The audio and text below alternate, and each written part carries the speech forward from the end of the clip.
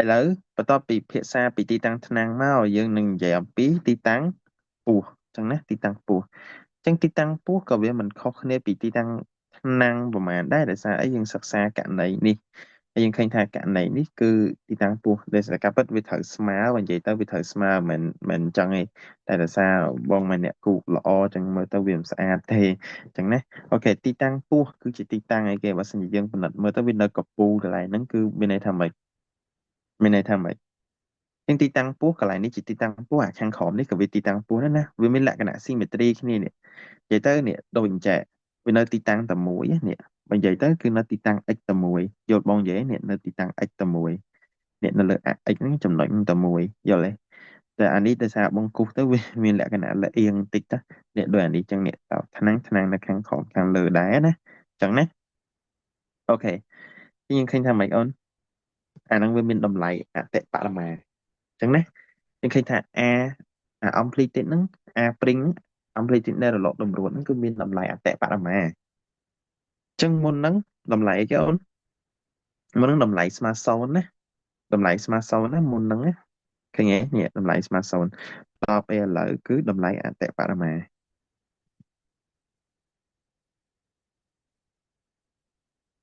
A pring អតិបរមាអញ្ចឹងណាអតិបរមា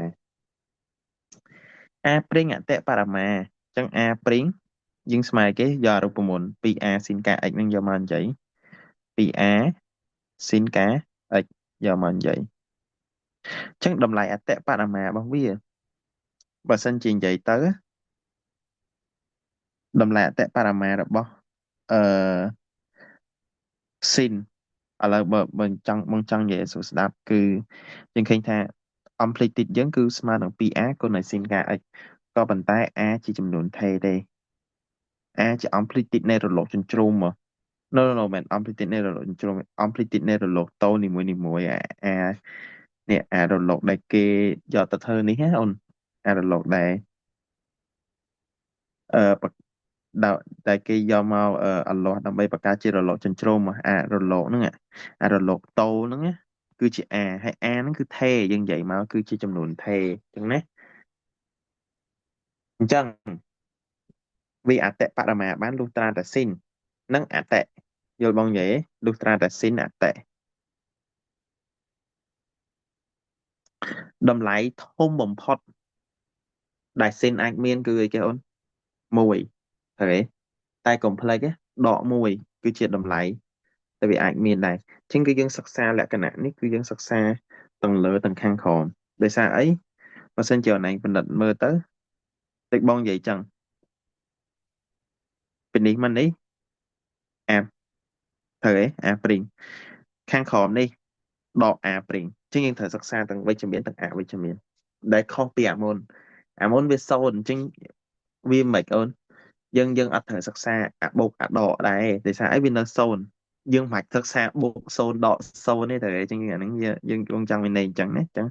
អានេះវាមានបូកមានដកអញ្ចឹងយើងត្រូវសិក្សាទាំងបូកទាំងដកអូខេតោះ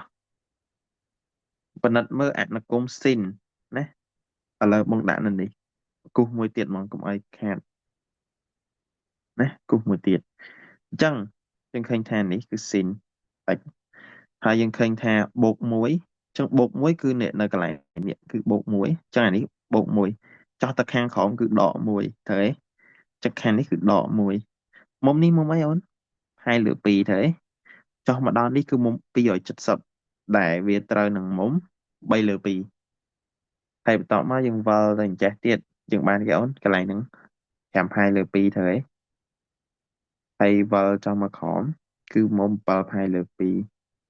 វល់ឡើងទៅលើទៀតគឺ9ផាយលើ2ណាហើយវាក៏អាចទៅលក្ខណៈ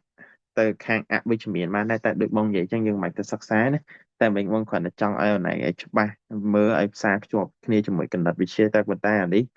យើងមិនបាច់ទៅខាតពេលវេលាអីច្រើនទេអញ្ចឹងយើងមិនបាច់ទៅតាម direction នេះទេណាអូខេដោយសារវាមានលក្ខណៈនេះហើយហើយវាមានលក្ខណៈជួនគ្នាបើយើងទៅអញ្ចឹងណាអូខេតោះអញ្ចឹងយើងនឹងសិក្សាអំពីទីតាំងពុះនឹងអញ្ចឹងបើសិនជា sin alpha ស្មើបូកដក1 ចុះបើសិនជា sin alpha ស្មើបូកដក1 alpha ករណីដែលវាអាចមានគឺអីគេផាយលើ2 3ផាយលើ2 5ផាយលើ2អញ្ចឹងណាអញ្ចឹងបងនឹងសរសេរជាលក្ខណៈ switch 3លើ2ផាយលើ2 3ផាយលើ2 5ផាយលើ2 7ផាយលើ2អូខេ4តួបានហើយតោះ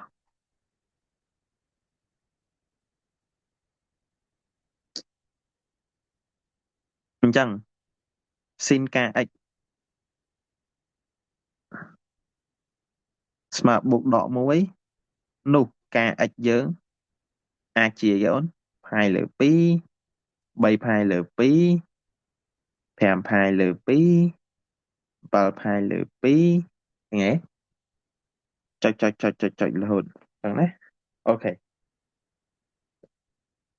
តោះអញ្ចឹងបងចង់បង្រៀនកន្លែងនេះបង្រៀនពីរបៀបសរសេរតួនៃ switch ណាយើងពិនិត្យមើលណាយើងឃើញថានេះមានផាយលើ2អានេះក៏មានផាយលើ2មានផាយលើ2មានផាយលើ2ហើយយើងឃើញថាលេខនេះគឺលេខ1លេខ3លេខ5លេខ7ដែលវាសុទ្ធតែជាលេខសេសទាំងអស់តួបន្ទាប់គឺលេខ9ដែរហើយ11តទៅទៀតជាលេខសេសចាំណាអូនលេខសេសគឺ 2k បូក1ឬក៏ 2k ដក1បើ 2k គឺជាចំនួនគូអាហ្នឹងនៅក្នុងទ្រឹស្ដីបទចំនួនគឺគេចែកមកអញ្ចឹងដែលប្រើអាល់ហ្គរិតដូចជាអាល់ហ្គរិតអឺឃ្លីតណាគេអាចទាញបានថា 2k គឺជាចំនួនគូ 2k បូក1ឬក៏ដក1ជាចំនួនសេសអញ្ចឹងមិនថាការលេខប្រមាណនេះបងនិយាយទៅកុំតាំងការតាំង n វិញដោយសារអីបងអត់ចង់ឲ្យណៃជាន់គ្នាជាមួយនឹងចំនួនរលកការនេះអញ្ចឹងណាអូខេនិយាយ n វិញណាអញ្ចឹងបងដូរទៅ n វិញអូនឯងយក n ស្មើប៉ុន្មានក៏ដោយបើ n ជាចំនួនគត់ណា n ស្មើ1 n ស្មើ2 n ស្មើ1000យកមកគុណvới 2វាទៅជាចំនួនគូទាំងអស់ដោយសារអីបើនិយាយសួរស្ដាប់ចំនួនគូគឺជាចំនួនដែលអាចចែកដាច់នឹង2កាលណាដែលចែកដាច់នឹង2គេហៅវាថាជាលេខគូហើយត្រូវទេហើយបើសិនជាអនឡាញយកអាហ្នឹងទៅគុណvới 2ឯហ្នឹងអញ្ចឹងកាលណាយើងគុណវាជាមួយនឹង2មានន័យថាលេខហ្នឹងចែកដាច់នឹង2ហើយអញ្ចឹងតែជាហេតុដែលបើសិនជានិយាយស្រួលយល់គឺអាហ្នឹងវាជាចំនួនគូហើយប្រកែកមិនក៏ប្រកែកអត់បានដែរដោយសារអីយើងយកវាទៅគុណនឹង2អញ្ចឹងកាលណាយើងចង់យកវាទៅចែកនឹង2យើងឃើញថាចំនួន 2n ហ្នឹងគឺយើងអាចចែកដាច់នឹង2ទេត្រូវទេតែបញ្ជាក់ថាវាជាចំនួនគូក៏ប៉ុន្តែ 2n បូក1លើ2ឃើញចែកអត់ដាច់ទេចែកទៅណែចែកគេអា2យើងអញបែកប្រភេទទៅជា 2n លើ2បូក1លើ2ដែលយើងចេញទៅ n បូក1លើ2ឃើញចែកអត់ដាច់ទេអូនកន្លែងនេះឃើញចែកអត់ដាច់ទេអញ្ចឹងជាហេតុដែលគេថាវាជាចំនួនសេសអូខេអញ្ចឹងបងនឹងរើសយកតួ 2n បូក1អូខេ 2n បូក1អញ្ចឹងណាអូខេអញ្ចឹងបងអាចសរសេរថា 2n បូក1អញ្ចឹង 2n បូក1គឺបកស្រាយចំនួនសេសហ្នឹងនៅអាផាយលើ2នេះអាតួផាយលើ2ដែលបងគូពណ៌ទឹកក្រូចហ្នឹងដែលបងអត់ទាន់សរសេរណាអញ្ចឹងបងដាក់កន្លែងហ្នឹងឲ្យហើយអូខេអញ្ចឹងអ្នកដែលចង់ប្រឡងចូល Techno អីគឺត្រូវតែចេះណាតក្កវិទ្យាហ្នឹងគឺបែបតក្កវិទ្យាណា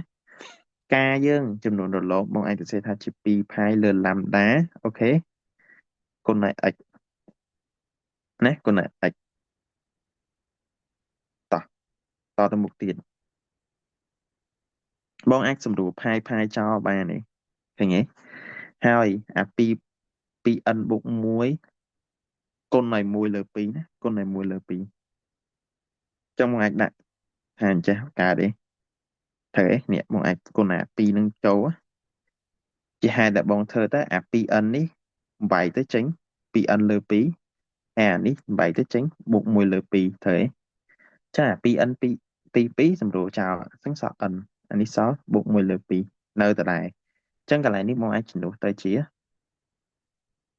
បងសេមកបន្តទៀតមកអានេះ 2x លើឡាំដាស្មើអញ្ចឹងអាទាំងមូលហ្នឹងបន្ទាប់ពីផាយបានសម្រួលទៅវាបាត់អញ្ចឹងណាអញ្ចឹងនៅសល់ 2n បូក1គុណដោយ1លើ2អញ្ចឹងនៅសល់ n បូក1លើ2អូខេបងទៅសេផាយវិញដើម្បីបញ្ជាក់ថានឹងវាសម្រួលគ្នាអូខេកុំឲ្យច្រឡំអញ្ចឹងមកបងទាញហៅ x គឺ n បូក1លើ2គុណដោយឡាំដាលើ2អូខេគុណឡាំដាលើ2ចាហ្នឹងគឺជាប្រមូល x របស់យើងអូខេប្រមូល x របស់យើងជាទីតាំងថ្នាំងsorry អូនជាទីតាំងពោះនៃរលកចិញ្ច្រាំជាទីតាំងពោះអូខេ តោះឥឡូវបងចង់បញ្ជាក់មើលថាសម័យកាលគណិតវិទ្យាហ្នឹងគឺត្រឹមត្រូវអត់គឺត្រឹមត្រូវអត់អញ្ចឹងណាតោះទីតាំងឆ្នាំងទី1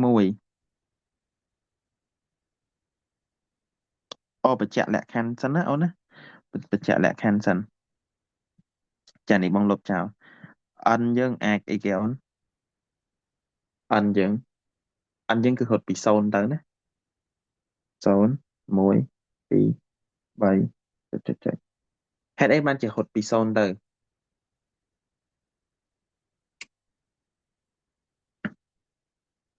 ចម្លើយគឺត្រូវពិនិត្យមើលតួពី n បូក1ដែលយើង define មុននឹងសិនបើសិនជាអូនឯងចំនួន0ចូលណាបើសិនជាអូនឯងចំនួន0ចូល2កុន0អាលេបាននៅសល់អីគេ1ដែលបញ្ជាក់ថានេះទេចំនួន1ចូលសាកចំនួន1ចូលសាកចំនួន1ចូល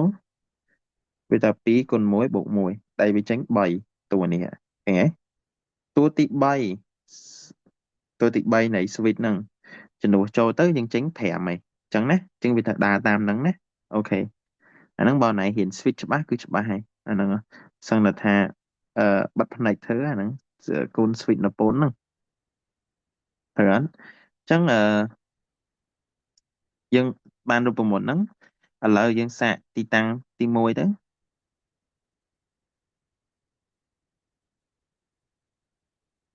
អញ្ចឹងទីតាំងឆ្នាំងទី1គឺឲ្យ n ស្មើ0បងអាចហៅទីតាំងទីតាំងឆ្នាំងឯអូនទីតាំងពោះច្រឡំ sorry អូនទីតាំងពោះអឺបងអាចហៅទីតាំងឆ្នាំងទី0បានទេអញ្ចឹងចាំមើលថាតិចទៀតហេតុអីបានបងហៅអត់បានតោះឥឡូវបងចំនួន0ចូលអញ្ចឹងយើងបាន x ស្មើ0បូកឲ្យ1លើ2ដែលវាចេញ1លើ2ក៏នៅឡាំដាលើ2អញ្ចឹងគុណចូលគ្នាទៅចេញឡាំដាលើ4តោះអញ្ចឹងយើងបញ្ជាក់មើលយើងថាទីតាំងឆ្នាំងទី1នៅកន្លែងនេះឡាំដាលើ4ហ្នឹងណាឡាំដាលើ4ហ្នឹងនៅកន្លែងហ្នឹងអញ្ចឹងយើងឃើញថាម៉េចអានេះគឺឡាំដាលើ2ទៅឡាំដាលើ2ចុះបើសិនជាឡាំដាលើ2ហ្នឹងប្រវែងពីហ្នឹងមកហ្នឹងបងចែកជា2ទៀតហ្នឹងហើយវាត្រូវមើលអានេះហើយអញ្ចឹងណាអានេះឡាំដាលើ4អញ្ចឹងទីតាំងឆ្នាំងទី1គឺឡាំដាលើ4អូខេឡាំដាលើ4អញ្ចឹងណាមើលស្រួលអូខេមើលស្រួលហេតុអីបានជាបងមិនហៅទីតាំងពោះទី0ដោយសារអីវា start មកដំបូងវាអត់នៅចំ0ទេបាទឆ្នាំងវា start ដំបូងវានៅកន្លែង O វានៅកន្លែង O គល់អាក់ហ្នឹងក៏ប៉ុន្តែអានេះវានៅទីតាំងឆ្នាំងនេះគេហៅទីតាំងឆ្នាំងទី1អញ្ចឹងណាអញ្ចឹងយើងចម្លែកតិចទីតាំងឆ្នាំងគឺវាអាចតែ00តែ11ទេតែទីតាំងពោះអត់ទេទីតាំងពោះទី1 n ស្មើ0ដោយសារអីមើលលក្ខខណ្ឌយើងស្រួលបួរណាមើលលក្ខខណ្ឌស្រួលបួរអូខេតោះទីតាំងឆ្នាំងទី2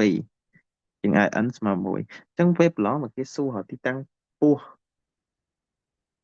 ទី3ទី4ប៉ុណ្ណែងយកអា n ដក1ទៅចេញហើយអញ្ចឹងណាបើគេសួរទីតាំងពោះទី1000ឲ្យ n ស្មើ9ឲ្យ99មកអញ្ចឹងណាហ្នឹងហើយនិយាយច្បាស់ហ្មងអាហ្នឹងនិយាយច្បាស់កន្លែងហ្នឹងអញ្ចឹងបើសិនជាយើងចំនួន1ចូលបកមកវិញ1គុណ1លើ2ឡាំដាលើ2ចាអានេះបូកចូលគ្នាទៅឃើញ3លើ2ទៅឯងខ្លួនឯងឡាំដាលើ2អញ្ចឹងវាចេញ3ឡាំដាលើ4អញ្ចឹង3ឡាំដាលើ4គឺជាទីតាំងណា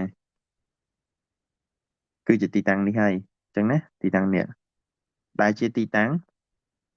ពោះបន្ទាប់អញ្ចឹងណាទីតាំងពោះបន្ទាប់ចាហ្នឹងហើយគឺទីតាំងហ្នឹងហើយបើសិនជាអនឡាញធ្វើទៀតនឹងឃើញថានេះ5ឡាំដាលើ4 7ឡាំដាលើ4អញ្ចឹងណាហើយតរហូតអញ្ចឹងទីតាំងពោះគឺមានប៉ុណ្ណឹងអត់ប្របាឯងនិយាយទៅរូបមន្តហ្នឹងគ្រាន់តែចំណាំមើលស្រួលមើលឲ្យច្បាស់អូនណារូបមន្តហ្នឹងណាស្រួលចាំឯងខ្ញុំឃើញថាថ្នាំងមិនឡាំដាលើ2ទៅឯងអានេះវាមានឡាំដាលើ2ដែរឃើញទេក៏ប៉ុន្តែអ្វីដែលខុសគ្នាអាមួយ n អាមួយទៀត n បូក1លើ2អាមួយ n អាមួយទៀតលើសមកកន្លះរូបមន្តហ្នឹងងាយចាំត្រង់ប៉ុណ្ណឹងទី1ណាទី2គេសួរទីតាំងពោះទីប្រមាណយក n យកអាទីប៉ុណ្ណឹងដក1ទៅ n គឺអាទីប៉ុណ្ណឹងដក1យល់មកនិយាយហើយភាគច្រើនរូបមន្តនេះគឺណែអត់ធ្លាប់ឃើញទេ ភាគច្រើនអូនឯងប្រហែលជាប្រកែកមួយបងរូបមន្តនេះពី n បូក1ឡាំដាលើ4តាខ្ញុំតឃើញរូបមន្តនេះអូនឯងធ្វើដូចតែគ្នាដែរសាកតម្រូវភាគបែងណាដូចតែគ្នាអញ្ចឹងបើ n បូក1លើ2នេះកូនឯងឡាំដាលើ2បើបងតម្រូវភាគបែងអានេះណាដាក់ភាគបែងរួមទៅ2ទៅចានេះមិនទៅជា 2n បូក1កូនឯងឡាំដាលើ2ដែលជាហេតុដែលវាចេញ 2n បូក1ឡាំដាលើ4ហើយបងអត់សូវចូលចិត្តការសរសេរបែបនេះទេដោយសារអីវាខុសពីទម្រង់ទីតាំងថ្នាំងនេះហើយយើងមើលទៅយើងអត់ងាយចាំទេរូបមន្តហ្នឹងណាអញ្ចឹងបងចូលចិត្តធ្វើឲ្យវាមានលក្ខណៈ simplify អញ្ចឹងណាហើយរូបមន្តនេះគឺបងស្រែកបានប៉ុណ្ណឹង